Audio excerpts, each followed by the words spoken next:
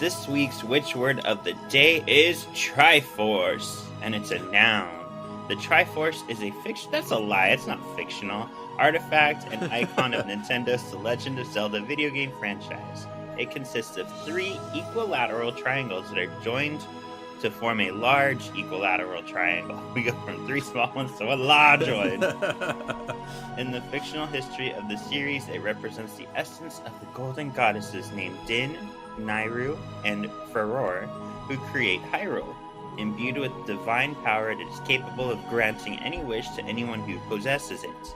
The 3 pieces of the Triforce are in the possession of the 3 main characters of the series: Ganon, or Ganondorf, Zelda, and Link, or Linkendorf, who each embody one of his virtues: power, wisdom, and courage. The Triforce has frequently been the main objective in the series, requiring the player to search for its shards and protect it from Ganon, who seeks its power for evil purposes. I love Zelda. Yeah. I never beat one because they're always very hard for me, but I do enjoy them. And Princess Zelda is my favorite Super Smash Bros. Character to play as. Yes! So. I like, the one that turns into Sheik. That's a lot of fun. I like her a lot. Melee. Oh, so good. Yeah. I'm going to say something, and people are going to maybe throw something that they're holding at the phone, but I do not love Majora's Mask. It's one of the only ones I have not beaten. You know? 64 days, Mm-hmm. I cosplayed Ganondorf. I remember. Green skin, my yellow eyes, and my ears. Memorize. You haven't even read that? Wait, what are you doing with the book? So he has the confidence to finish the story. Hear now the words of the witches. Can you hear the words of the witches? Yeah, the words of the witches. Welcome to Words of the Witches, the Charmed podcast that will guide you through the lesser-known published lore of the Charmed universe. In this night and in this hour, we call upon our fanboy power, bringing education and stupefaction to all of you. Together, we will use our knowledge and reverence abundantly, but also find ourselves sassy and delightful. Which is why we will truly be charmed. All right! Oh no! Hello, spell worders. This is Words of the Witches, episode 134. I am Kevin, your resident charmed resource. And I'm Shawn, and I just love Zelda. Zelda. But we're not here to talk about Zelda, even though we did a little bit. It's okay. We're here to talk about charmed stuff. It's a new book. Happy New Year.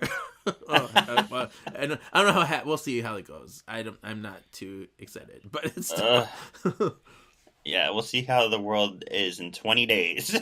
20 days. Yeah, if we're not all on fire. So, hi. It's just you and me today. So, I guess I don't know. Should we just go with the poll? Find out what the poll was? I'm so out of sorts. I feel like I want to start fresh. I want to start new, but I'm like, I don't know what we're talking about. Sure, whip out that poll. It's been a while since we talked. Do you remember what it was? You even wrote it in here, and I'm scrolling, and I can't find it. It had to do with season 8. It was, should Charmed have ended with season 7? Oh, it's right there. I just found it. Yeah. Should Charmed have ended with season 7? Yeah. And I knew it would be a pretty hot topic because I've heard from people on both sides. How do you think the majority feels? I'm going to say that no one. Just by a little, though. Just by a little. Okay. Well, what interesting predictions. Because we had yes with 120 votes, 42%, and no with 166 votes, 58%. Wow. So it won just by a little. Just by a little, yeah. And we had some people writing in some interesting things. James J3 Lion says, some people try to justify the existence of most of Season 8 because of the finale. The two things are not of equal value. Most of Season 8 is reductive. Like, oh. That's fair. Yeah. Ronnie Darwin says, I think they could have fleshed out Season 8 a little better. I felt it rushed, but I remember being so hurt when Season 7 ended. I needed more, so when that Season 8 surprise promo came out, I remember feeling so much joy.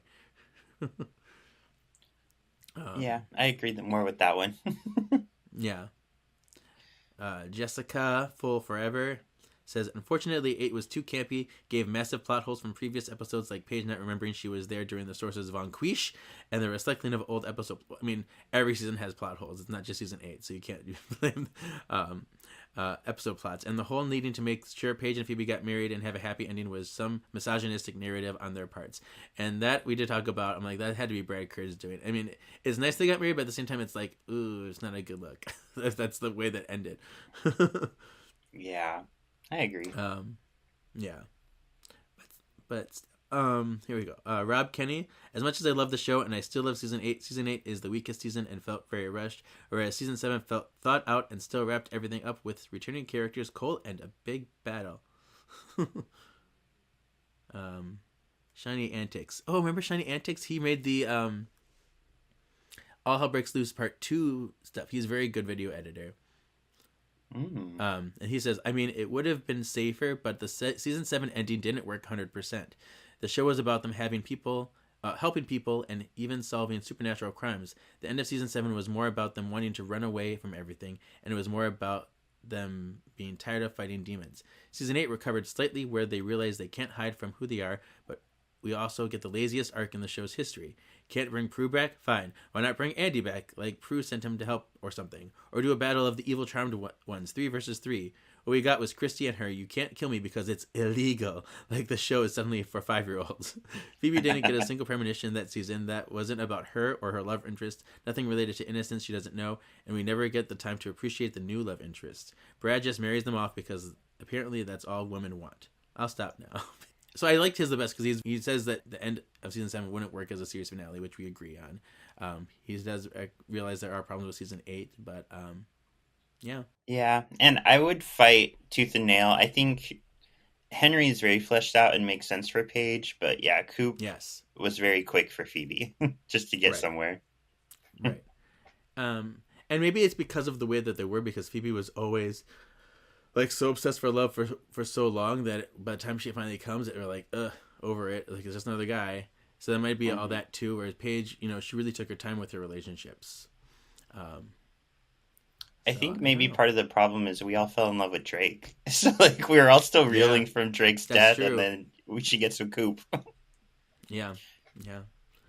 And it doesn't help that he's only on for so few episodes, and half the episodes he's just like, I'm trying to get you with somebody else. It was all very fast, and it's like they could have started building that right away if that's what they were going for. So I don't know. There's just some things, but I still enjoy Season 8. Yeah, more than most. Yeah, and I liked Coop in the comics, so it worked out.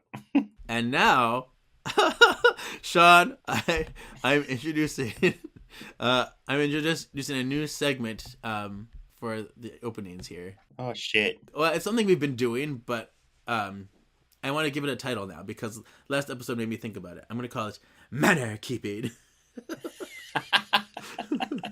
I love it. And this is pretty much going to be times when we look back at the previous episode or episodes from the past, and if we notice something we said that was incorrect or something that we need to elaborate on, that's where we'll talk about it. Or things that are happening in the world. So, manner keeping, because we have to, do all that housekeeping cleanings. Yeah, so I did some last episode, and now I'm giving it a real name. So here's what I got for this week. You can't just vanquish an entire house, especially not our house. People are gonna notice. Manner keeping. Well, the problem isn't the manner. It's the manner in which it was treated. A good witch is a clean witch. Last episode, we talked about Keith Topping, the author of the last book, and how he kept calling Sheila Sandra. It dawned on me that he was probably using the actress's name, Sandra Prosper, who played Sheila. So he's still wrong, but it makes me feel a little bit better. You hear that, Keith? You're still wrong, but you're not as wrong. Like, okay, at least I get the connection a little bit, Mm-hmm. Also, we talked about how Keith in the book said, and I reiterated this, that Creepy Chris was often played by Holly's real life son Finley. It has come to my attention that the statement was strictly rumor. So it was only something that Keith and some Reddit users that I was looking at, because I wanted to double check some stuff. Some Reddit users have stated was true, that he at least appeared once. And that was the scuttlebutt, that he appeared once, and that Holly was not thrilled with Finley being on camera, so she didn't want that. Which that part I think is still true, because she's very adamant, like, no, I don't want him on camera. But Holly was asked to address these rumors at a con several years ago, and she has said that he has never appeared on camera to her knowledge. So there you go. Interesting. I don't know if I should bring this up or not. House of Hallowell is doing stuff. Do you want to talk about House of Hallowell? It's up to you. Well, I'm just gonna say it a little bit. Like, when House of Hallowell started, Drew recruited Holly and Brian to do the stuff. They made a Patreon. I listened religiously, but not to yuck on anyone's yum, but I did find that the pod had focus and quality issues. But I was still entertained by it because it's firsthand accounts of people who were there, so you're always going to get some gems and some glimmers. But it didn't feel like they knew as what they were doing. Which, to be fair, you're starting a podcast. I don't know what I was doing either. Yeah. But they get through season 2 on their Patreon. Then they go silent for months because they have this whole deal with iHeart. Shannon got them their contract with iHeart. She joined the podcast, and the quality significantly improved. Shannon brought them focus. She brought them depth. She brought sentimentality that the show never had before, which I really liked. Like, she was really adding a lot. Now that Shannon is gone and our hearts are broken, so that's kind of gone. We had a lovely House of Hallowell live at Daytona at the convention, but then they go silent again for months, and apparently the deal with iHeart is over, and they restarted their Patreon again. And I think they're starting with season 3. I mean, they were just doing season 1 again. So I don't know what's going on with it. Interesting. So I don't know. I feel like it's hard because I know we want us to be supportive, and I do love them, but I just don't know how much I can keep going with it, with the back and forth. Yeah. I don't know if it's probably going to go back to what it was before and kind of messy. And but even let's be clear, Shannon's podcast, they're keeping that going. They're having like guest hosts do things. Rose McGowan did one, which was very good. She had her doctors on. But recently, they had a Let's Be Clear episode with Janice Dickinson on it. And, it's bad because Janice Dickinson was on there. She's like, I worked with Shannon on Charmed. I'm like, bitch, you weren't on the show till season 8, and you played Paige. Like, do you know who Shannon Doherty is? Yeah.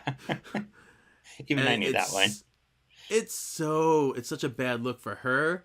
Not only her, but also the iHeart and the producers of the podcast who allowed this to happen without really knowing what's going on. So it's a little frustrating. That's all I gotta say. I don't know. Okay. But let's get into this book. All right, so we're studying The Book of 3, Volume 2. The one that you thought we were going to do 3 books ago. Yeah.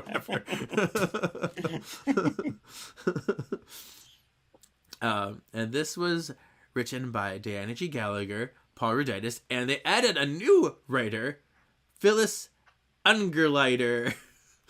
Rolls right off the tongue. So I don't know what she did, but she helped with this book. There's a third one. This was published November 28th, 2006.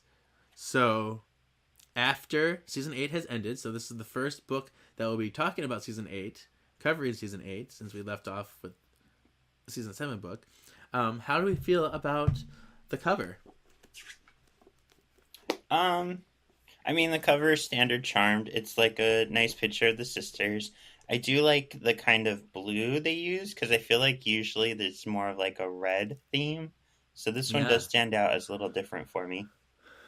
Yeah, because the last book was season 5 pictures in the same kind of vein with the brown and red kind of swirls. Volume 2 uses season 8 pictures, so yay, season 8 with this beautiful blue. I do love that a lot. The three sisters look gorgeous right here. Like, especially like Holly's very captivating with that look and woo! I mean, the season 8 promo pictures did not mess around. They put all of their effort into these season 8 pictures. I remember, like, it was... And then they had the ones with Billy in them as well. So they had her do her stuff. They had Leo season 8 pictures. They were really going out with the bang. All right, so I'll read the back of the book. It says, there's a quote. You're going to need your sisters, the elders, via Conleos. And it says, 3 sister witches, 2 magical sons, 1 evil ex-husband, countless demons, baddies, and all-around evildoers vanquished. It all adds up to 8 seasons of Charmed, the witchy, wonderful hit television show from Aaron Spelling. This, the second volume of the only authorized companion guide to Charmed, contains everything you need to know about the sexiest supernatural show of all time. Covering season 6, 7, and 8, the final season, volume 2 lets you inside the enchanted world of Phoebe, Paige, and Piper. Ooh. It's hot in here. And yes, Shawn's getting naked. And it says exclusive in-depth interviews with the cast and crew, a prologue by Aaron Spelling, an introduction by executive producer Brad Kern, episode guides, Boo. character profiles, notable quotes, color photo inserts, and more. The Book of 3, Volume 2, your essential companion to the witty world of Charmed. It has 3 sisters on the back with Leo, Billy, and Daryl in the little back picture. Oh yeah, I didn't see that one. Yeah. So this section, we're going to do section 1 of the book, entitled Book of 3. So Book of 3, Volume 2, Book of 3. The first 26 pages. I will read the introduction by Aaron Spelling. There's also a dedication to Aaron Spelling. It says, in memory of Aaron Spelling, thank you for keeping us entertained. Because he was actually...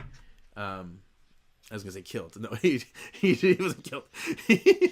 he died. He passed away in June of 2006.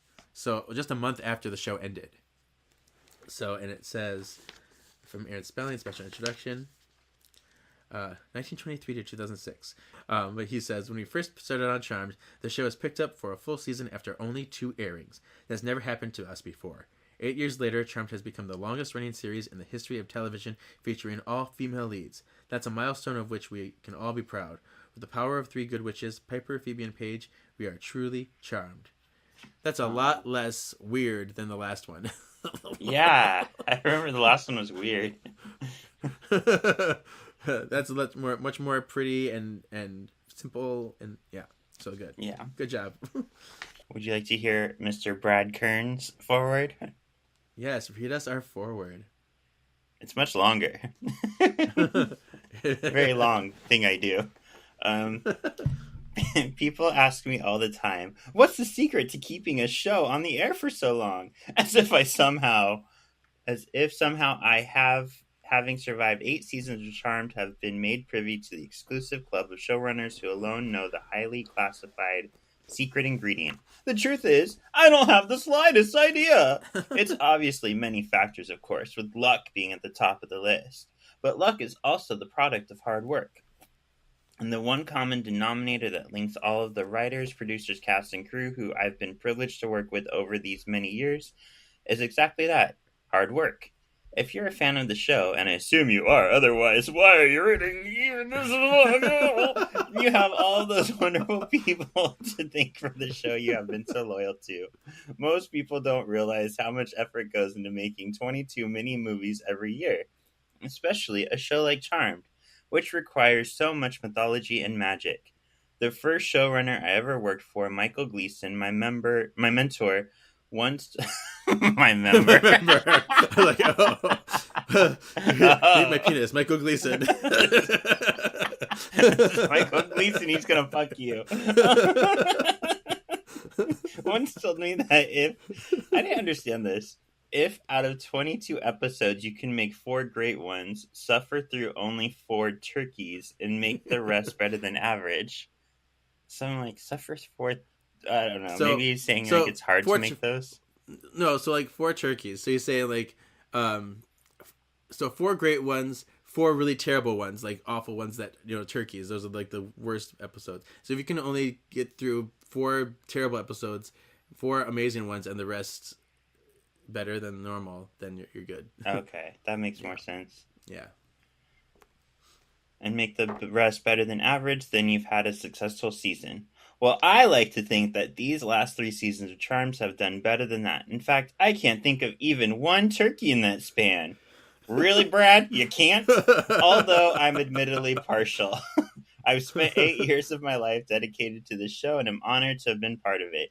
But we wouldn't even have made it out of the starting gate if it weren't for you, the fans. So on behalf of all of us at Charmed, thank you for allowing us to have been a part of your lives for so long. We hope we were able to bring a little magic into your world. I don't know if I'm tainted, but I hate this man, and I hate his forward. I mean, the one from the last book was so beautiful and so sweet and so nice. This one seems a little out of touch. Out of touch, cocky. It makes it feel like he doesn't especially say it, but I feel like in a way he's kind of like congratulating himself for making the show. And I'm like, bitch, Yeah. It was the sisters, it was your actors. Like, give them credit. Exactly, and that's what he did last one. He's like, it's all down to them, all the actors. So his last forward was so beautiful. This was just like, okay, love me. Yeah, love Yeah. me. And like the last 3 seasons were like no turkeys, even though those last 3 seasons are often considered the worst Charmed. Yep. so, so there you go. But blessed be, Brad Garrett. Blessed be. Oh yeah, I didn't read the blessed be. I didn't want to. All right, so now we'll get into what happens next. They have a little section of the characters, which we all know. So it's just like, oh, Piper, and it goes on about like their arcs through the last 3 seasons. So she's like, Piper was devastated about losing Leo, but then she dates a little, but then she has another baby and whatever, and then Gideon tries to kill Wyatt. Oh my goodness gracious! And then she's. Yeah, and then she's like, okay, now we have to take our new identities. And, yeah, that's the... Julie? Julie. No, that's Phoebe. I know.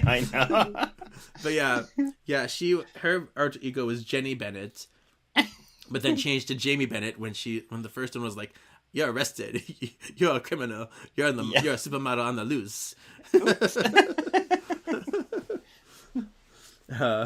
And then Phoebe's like, oh, Cole's behind her, and I have empathy now, and I love Jason, but we're breaking up. And then she's like, oh, then I lost my powers because I used my personal gain. Ooh. And then, yeah, then she's like, oh, Cole sent Drake for me. Yes, and now I live as Julie. Julie? Julalation Lee.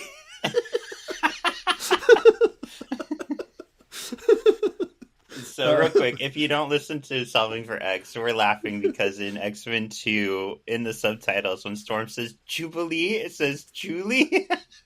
And I don't know why it gets this every time. It's a running joke on our other show. Yeah.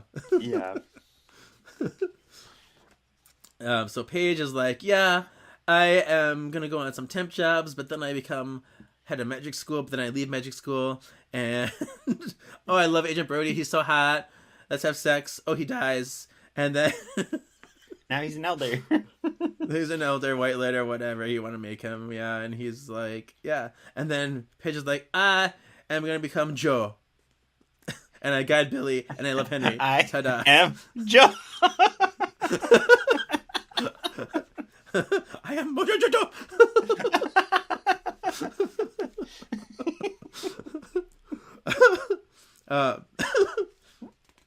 Leo's like, yeah, I'm an elder now, and I'm gonna be up there and live up there, but no, I can't. I have to keep watching Chris. I'm really not moving on with my life. And then he's like, oh, I killed an elder. Ooh, I have electricity powers. I'm so mad. Oh, I gotta hide. And then he's like, oh man, I gotta make a new life for my wife and my sons. But I hate living the lie because I'm Lewis now. And oh, this sucks. But then he's like, oh, I'm gonna die. Angel of Death wants me. Let's freeze. Freeze me in a box in a refrigerator, frozen ice cube. Yay. And then it goes on to Wyatt. You know, he does stuff. Makes some things. Yeah. He's like, Daddy would. And then Chris is in here. He's like, I died, but now I come back for a vision quest. And I come back from the future in the finale. And yeah, I'm still here sometimes. And then, this is not word for word, guys. What? It's not. Billy's like, I'm an athletic, fearless, telekinetic witch. I wear a terrible black wig and do flips over the stairs. And then I run into movie theaters and vanquish demons. And then he's like, oh, but I lost my sister Christy. Christy! Cunty Christy! And then she's like, I hate the Charmed Ones. Oh, wait, I love them now. Okay, we're friends. We're friends now. We're good. And then Daryl's like, oh, I didn't want to know, but now I know. And now I almost died. And my wife doesn't want me to be with the Charmed Ones anymore, so I'm going to go. Oh, Sandra. Oh, Sandra. Oh, and I got mad at Sheridan, so I helped them find Sheridan. But then I hit her, and then, yeah. We have Victor. He's like, yeah, I live here now. I babysit sometimes. Grams is, she's like, yeah, I'm still a ghost. I still show up for the Wiccanines, even though I hate that they're boys. I hate men. But I'll accept them now.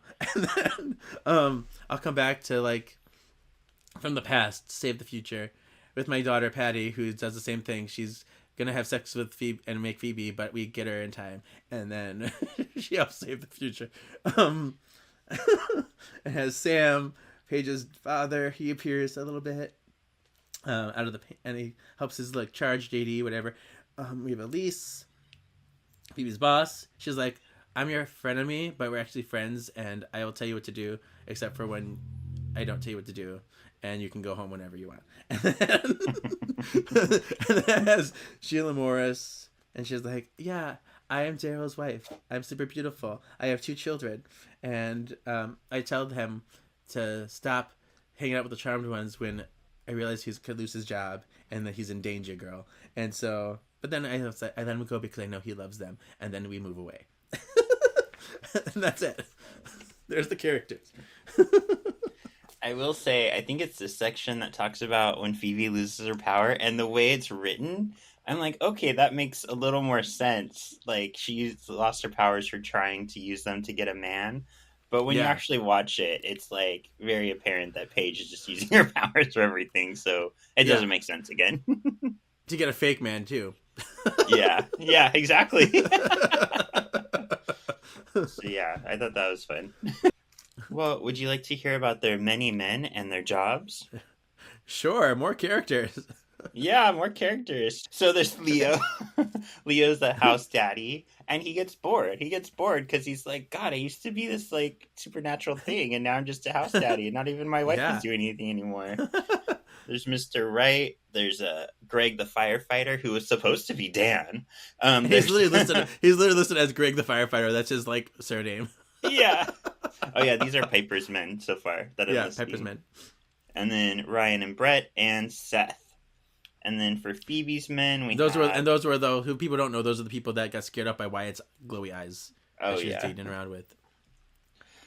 Oh, one of my complaints is I wish they listed them in like chronological order, because like Phoebe's men starts with Coop, and I know why, but like it'd be nice if we got a little bit of an order. Yeah.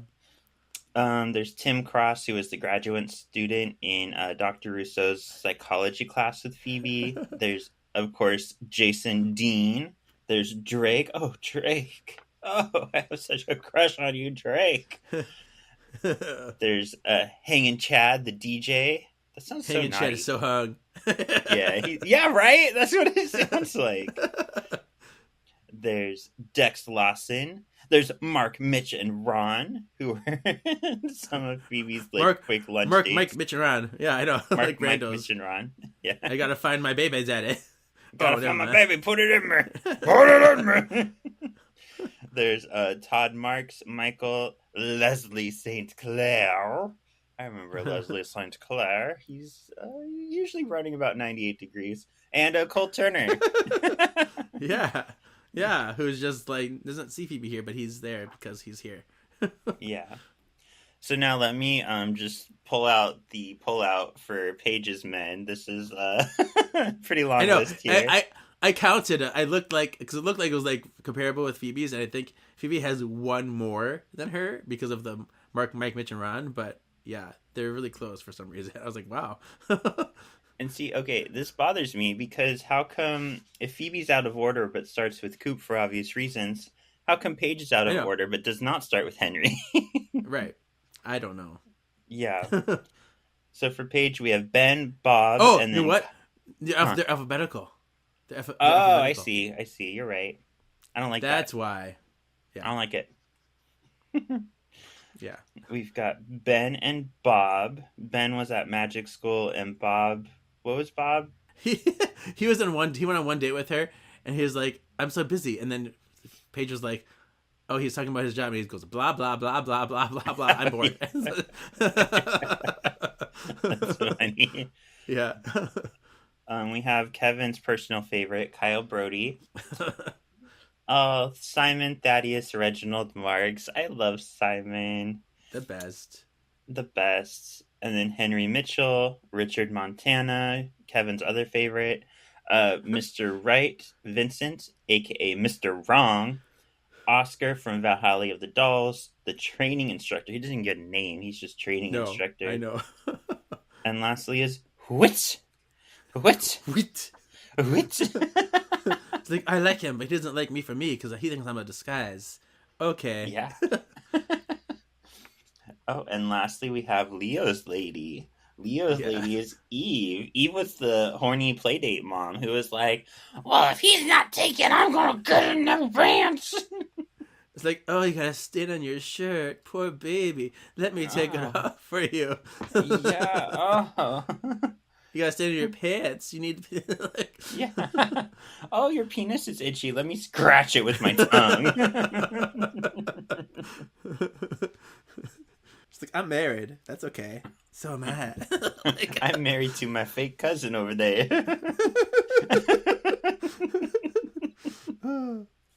like, don't you feel better? Okay. Okay, Carl. Goodbye. Like...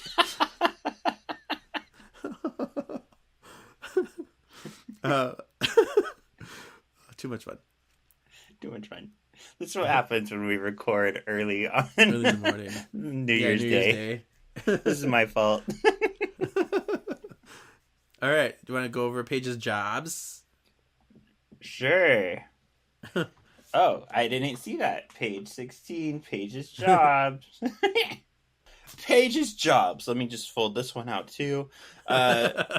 Walking dogs in Valhalla of the Dolls, receptionist in Forget Me Not, fruit packer in Power of Three Wands, companion nursemaid in Loves a Witch, retirement home magician's assistant in My Three Witches, law firm secretary in Soul Survivor, desk manager, Phoebe's assistant in Sword and the City, filling in at P3 during Piper's pregnancy, Spin City, nanny duties after Chris is born, a call to... Oh, that shouldn't count. That's just regular, like, aunt stuff. Right, that's aunt stuff. I know. Come on. Yeah. A call to arms, headmistress at magic school, the Beer Witch Project, White Lighter, Little Box of Horrors, Caught for an Hour, Malice in Wonderland.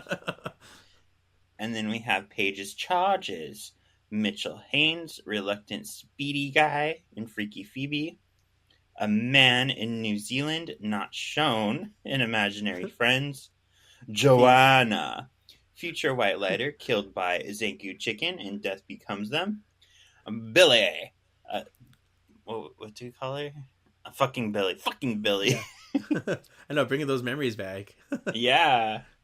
A telekinetic witch introduced and still charmed and kicking. Speed 18 parolee future white lighter going straight in Battle of the Hexes. And was it pronounced Mikel? Mikel? Yeah, Mikkel. Mm-hmm. Okay.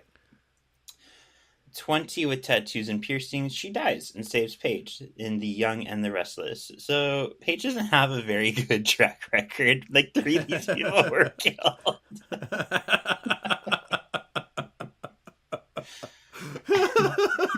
Oh, girl. Yeah, that's funny.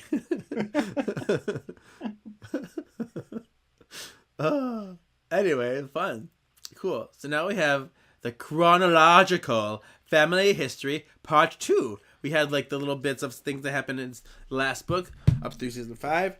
And this is the same kind of thing where it tells you stuff that happened all the way in the past. In the past. To the future, but only in the context of season 6 through 8. So stuff that happened between there that other happened in the other seasons are not mentioned. This says, it starts with the Warrens and the Marks family working together in Salem witch trials. So that's them, like Simon, Reginald, Thaddeus, Marks. Simon, Thaddeus, Reginald, Marks. I inverted them. And then it ends with Elsie, Piper, and Leo. So just stuff that happened throughout season 6 to 8. I'm not going to go through them because if you watch the show, you know what happened. But we also have more alternate histories and realities. And this is probably the most in-depth section of the book. I did not want to force this on Shawn, so I have a list here. Yeah, so alternate history number 1 is in Forget Me Not. And it's actually kind of a twofer because it's each time magic was exposed before the cleaners intervened. So the first day when they took Wyatt... that gets retconned, and then the second time when they expose magic on the news, on TV, and then that gets cleaned up. So those are like alternate versions of what could have been. Then we have alternate reality number 1, My Three Witches, which is another kind of threefer because it's 3 fantasy pocket dimensions. They count that as an alternate reality. Alternate history number 2 is Crisscross, the future that Chris came from. So we get, Hallowell Museum and Wyatt being evil and him running away and dating Bianca and stuff. Alternate history number 3, Witchstock.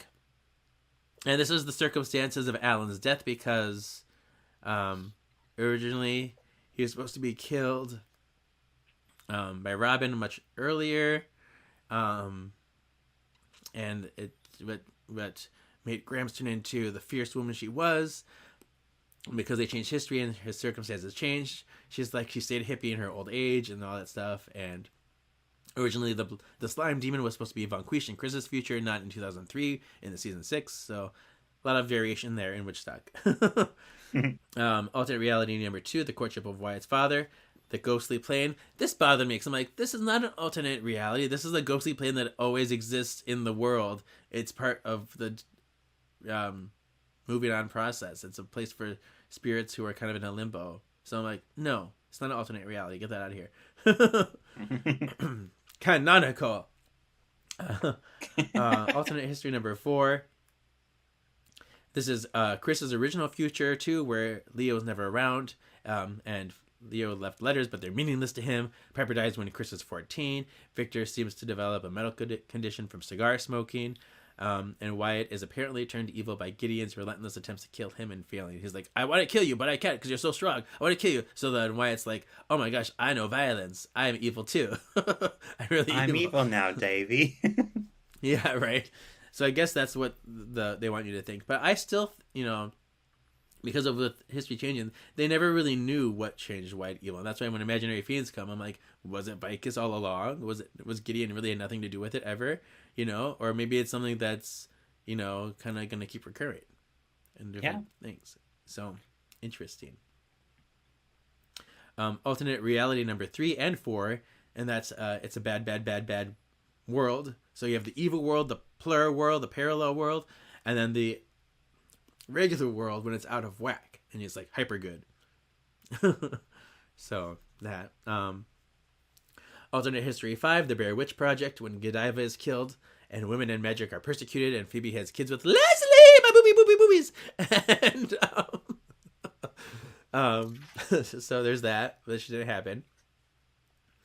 Alternate reality number 6, Charmed Noir, Crossed Double Crossed. Another one that's not really an alternate reality. It's just a book they got sucked into. So you're like putting things in there that aren't really there. I guess they just want to talk about them. Yeah. Alternate history number 6, there's something about Leo. And that's the timeline where Leo tells Piper he's an avatar. The whole day goes through where they lose an innocent. Leo kills Kyle with the electricity. And then Leo starts to die from the avatar potion. But then turn back time and then they make that never happen. Alternate history number 7, the demon-free utopia the avatars create. Yeah, doesn't last long, but there you go.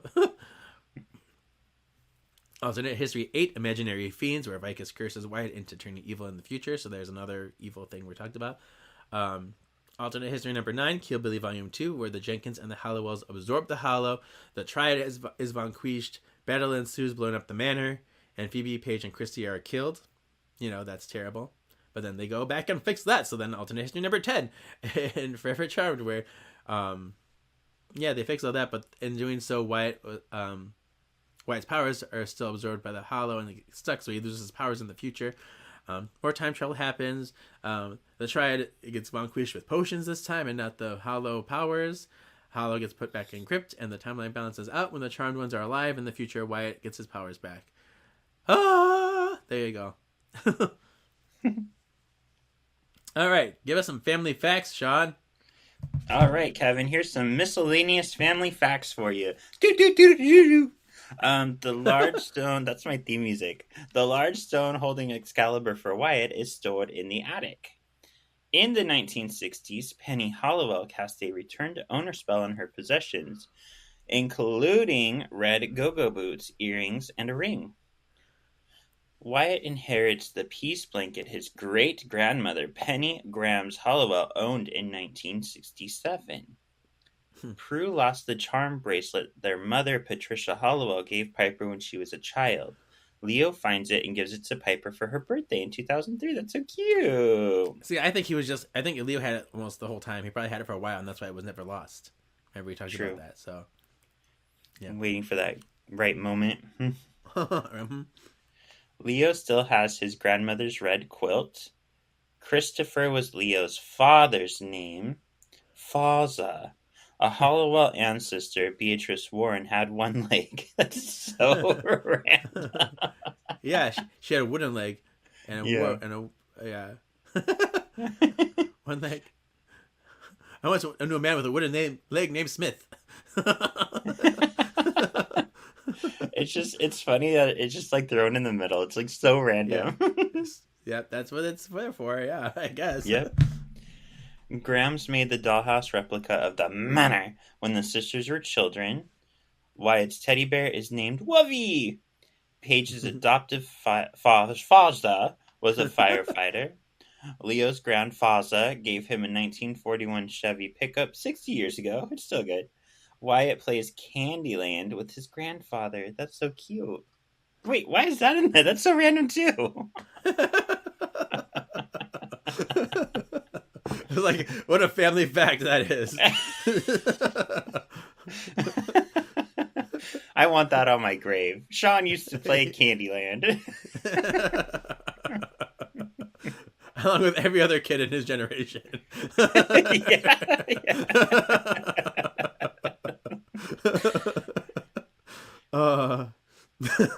So yeah, that's the section of the book then. Our book of 3 section. Any thoughts so far?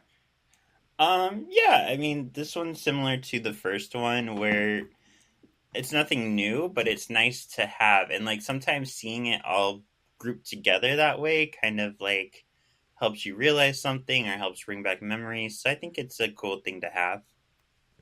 Yeah, it definitely is. Yeah, a good reference. So like, and you can always be like, oh yeah, that's right, that happens, and that gives you the links to other memories or other connections. So it is, and it's just sometimes, with continuity wise, having those random facts are very important. Like, oh, they can't do this because of this one moment here. So yeah, it's great. So yeah, I didn't have any canonical things in my any canonical stuff, but then I mentioned them on the way. So I guess there was some stuff that I didn't realize until I went over the histories. I'm like, oh yeah. So I mentioned them back there. I'm not gonna say them again. Wow, new year, new you. Wow. I know. That's only for this section though. Who knows what will happen in the next sections? I don't know. Yeah, you three better watch out. Diana, Paul, and Phyllis. Under like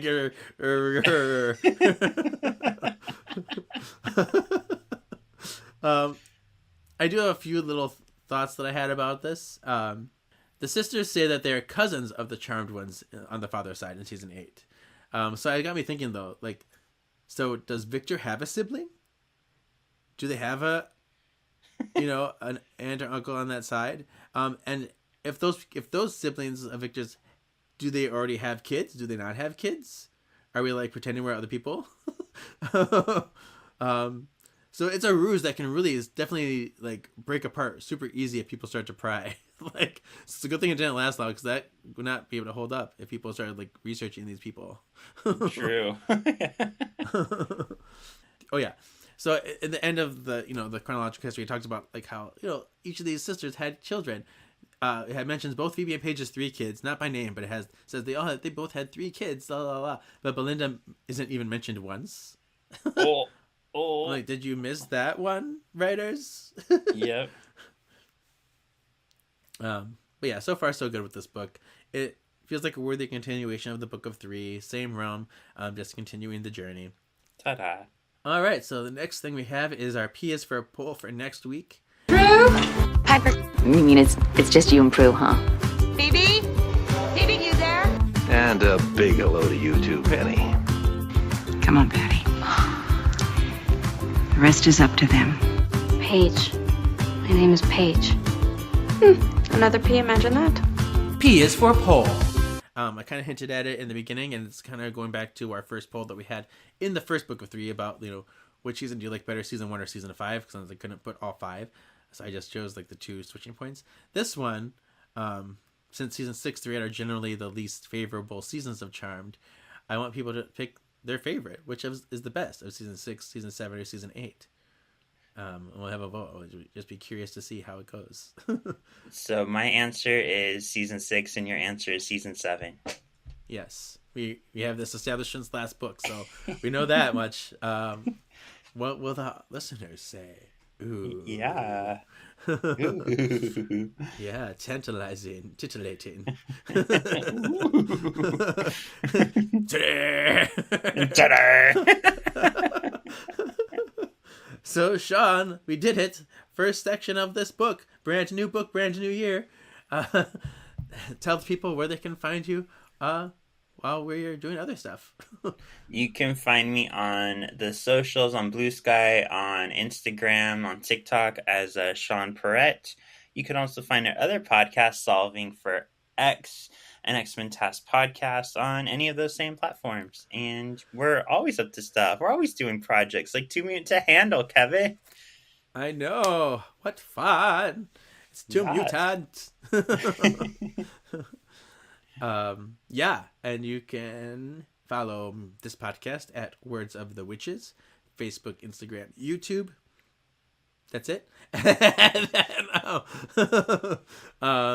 And you can follow me on Instagram at KJEEZY87. So yeah, email wordsofwitchespod@gmail.com if you got some stuff. And if you want to rate and review, that's still an option. So cool. Yeah, cool. See you next week for the Book of White Magic of the second of this book. Yeah. All right, spell White Witch. I know. What if there's a White Witch spell book? Book of White Magic. So until then, spell worders, keep on carry on with this 2025. Yeah, your destiny still awaits, I guess.